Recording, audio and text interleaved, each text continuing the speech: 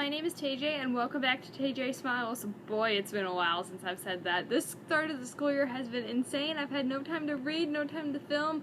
Ugh, I haven't read a book in forever.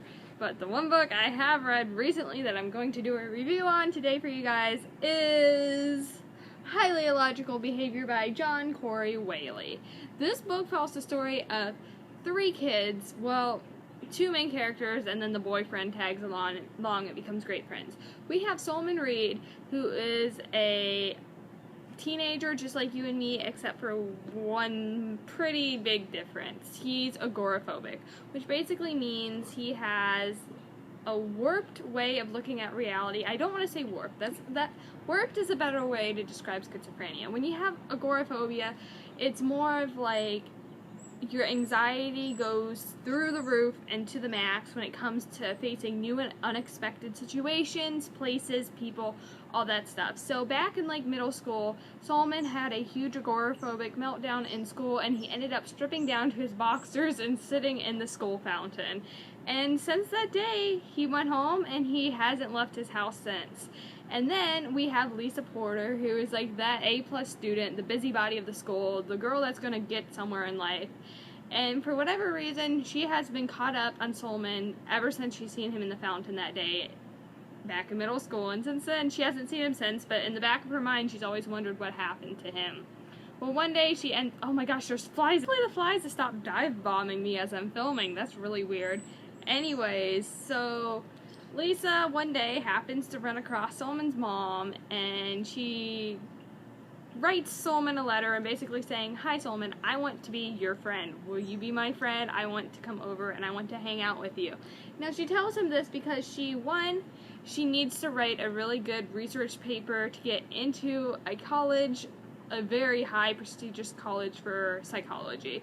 She wants to be a psychologist, she wants to help people. So one, she's kind of using him for that paper topic, and two, she does honestly want to befriend him and help him through this agoraphobia. She honestly believes that she can help him. Solomon lets his guard down a little bit and lets Lisa into his life, and they strike up a friendship almost immediately. They become really close really fast.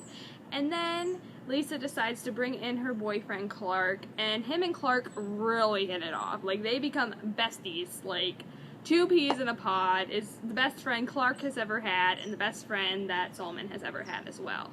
So the story goes on, and the boys' friendships grow a lot. We later discover, well, we learn pretty early on in the book, actually, that Solomon is gay, so we do have that aspect. We do have the gay aspect in this book. I feel like that's a very important topic to have in young adult books, as well as mental health and mental illnesses. So like, this book hit like two of my favorite things to read about in a young adult novel.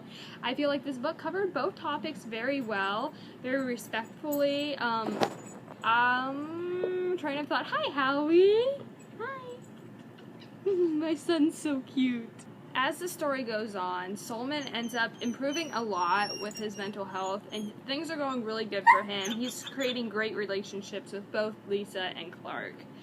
Ooh, birds! My backyard's like a nature preserve. What the heck? Everything is going great until he finds out why Lisa originally started to come to visit him, and he feels betrayed. He feels like their whole friendship has been fake and flawed, and he basically goes back. Howie, I'm trying to film! Solomon at this point goes back into recluse mode, and all the improvements he's made backfires completely, and he's worse than when Lisa and Clark showed up to begin with. So obviously friendships are on the line. Lisa and Clark's relationship is on the line. Everything is on. I'm just gonna go ahead and leave the story at that. I want you guys to find out the ending and what happens for yourself, but I do want to say that this book is full of like witty, sarcastic, smart remarks. Solomon, he knows he has issues. He knows he is not the normal teenage boy, and he understands that and he accepts that. So rather than bringing himself down about that, he jokes with himself about it. And I feel like that's the best way to go about any type of disability at all. It's best to laugh at yourself and have fun, make the best of every situation you can, and that was really nice to read about. Like I said before, I felt like agoraphobia was handled very maturely and respectfully in this book, as well as my dog, he won't shut up. So yeah, that's all I have to say about Highly Illogical Behavior by Jorn. I said Jorn. His name isn't Jorn. By John Corey Whaley. Ha! I said his name right this time. I don't know where I got Jorn from. Anyways, by my dog, before he... I'm going to sell this dog on eBay. Is that legal? He's quiet now. Okay. Thank you guys so much for watching this video. I gave this book a 3 out of 5 stars. I'll see you in my next video. Goodbye!